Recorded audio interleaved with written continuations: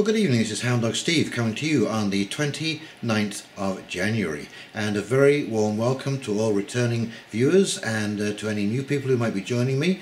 And we are going to continue our exploration into all things Europe for the time being, because there are some very interesting things taking place, not the least of which is Brexit, and that is what we're going to be talking about this evening.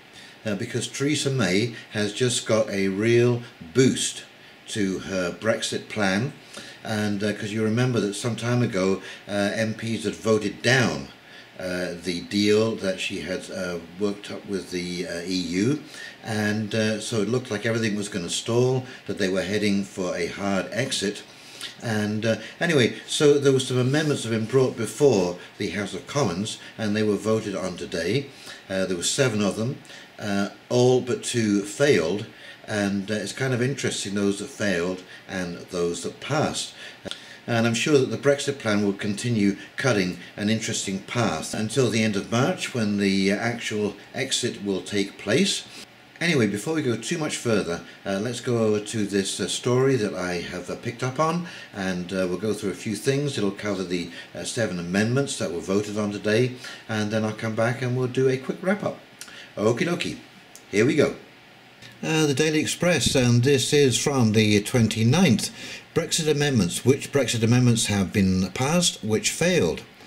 MPs have backed a vote calling on Theresa May to get rid of the controversial Irish backstop and replace it with alternative amendments.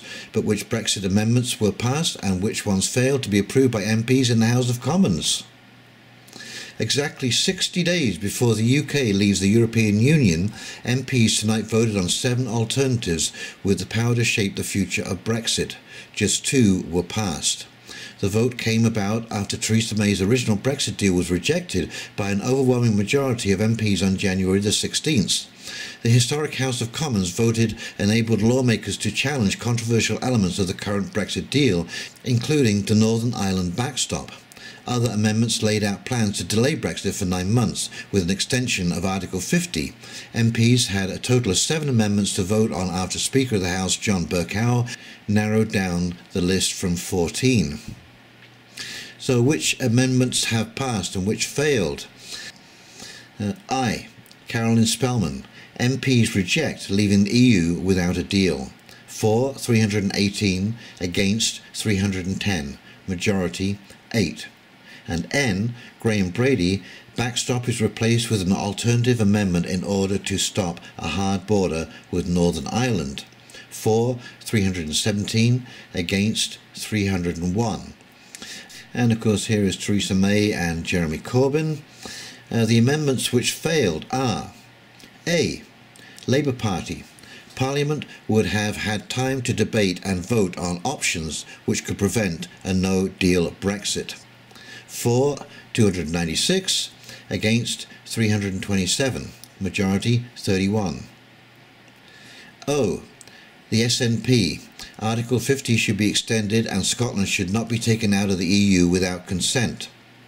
For 39, against 327, majority 288. Well, that isn't going to fly, is it? G. Dominic Grieve. MPs will have had 6 days to debate Brexit and alternative plans. For 301, against 321, majority 20. B. Yvette Cooper. MPs would have had time to debate the Brexit bill and push for an extension of Article 50 until the end of the year if Theresa May's deal was not passed by February 26. For 298, against 321, majority 23.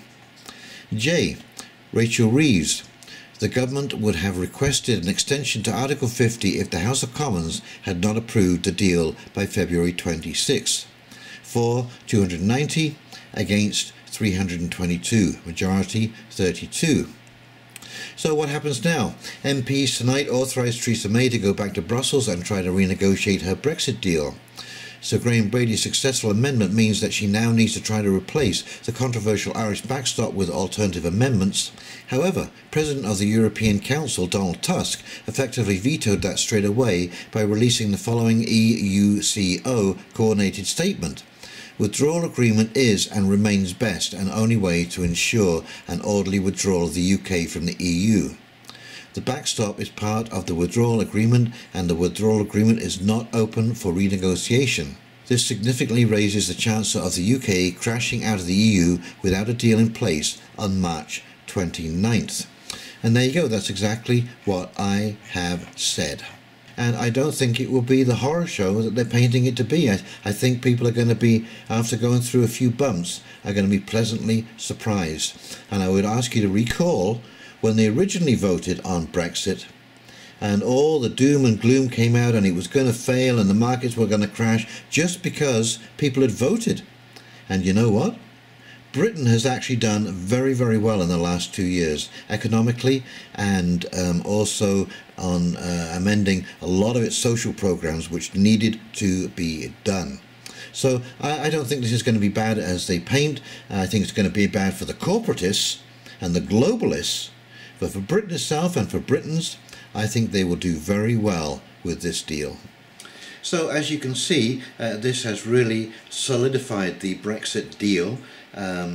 Although the Commons has voted that they won't leave without a deal, you have to remember that this is a non-binding vote that has been taken because Article 50, once triggered, cannot be undone. And so they are ploughing towards this date, and so this special amendment that they're going to make on the hard border with Ireland, this is going to take some time to set up a committee to research and report back and all this kind of stuff. You know, the government really doesn't move very quickly. And of course the other thing is that the European Council has said that they would definitely not reopen the negotiations. So if Theresa May cannot get the negotiations reopened, there will be a hard exit at the end of March. And of course, because this vote that was taken today on all these amendments are not binding, wherever the cards may fall is where they're going to fall, and that is that and all about it. But the interesting thing I did note in, you notice I read out the votes, that how many people voted that Brexit was going to go ahead. So basically any idea of voting away into another referendum is just absolutely out of the question. But like I said, I don't think the government will manage to do this unless Europe is spooked or panicked by the fear of a populist uprising, and they may yield. They may yet blink, but they haven't in the past. They have been ruthless in their negotiations and absolutely insistent on their demands. They have been tough negotiators. When you see what happened in Greece and Portugal and Spain, they are brutal. So we'll have to see what we'll see. And please, if you've enjoyed this video, like, subscribe and comment below.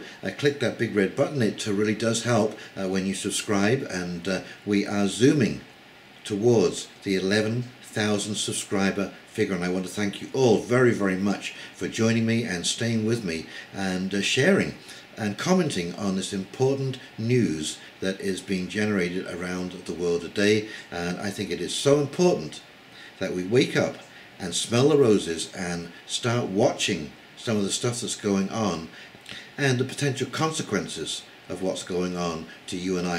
And that is, of course, one of the reasons why I'm doing these videos, is so that you can be well informed and that your family can survive and thrive and make good decisions based on accurate information and insight. Okay, well, in the meantime, this is Hound Dog Steve signing off. You take care, have a great evening, and we will talk to you very, very soon. See you now. Bye.